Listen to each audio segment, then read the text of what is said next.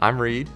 I'm Emily, and this fall we will be moving to London to join the Redeemer Queen's Park church plant there. And I'll be attending University College London, studying a master's program in engineering for international development.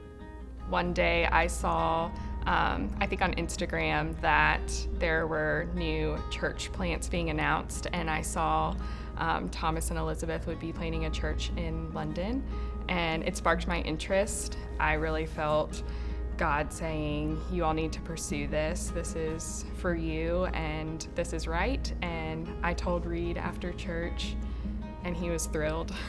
Yeah, I was really excited about the opportunity too. So we introduced ourselves and we started going to some of the interest meetings at the West's house in Raleigh, and then we agreed to go on the vision trip January 2019 to London, and that was when the Lord really made it apparent that this is what He had called us to do. Yeah, I think we have wrestled with what our lives are going to look like in the future. There's so many clear reasons for us to live our lives strategically for the gospel, and for us, that looks like, okay, right now we need to be obedient to what we know we're called to. Our call is to glorify God in any way we can with our lives, and to make His name great, and to make disciples of all nations. And so for me, it sort of just became apparent that London is so strategic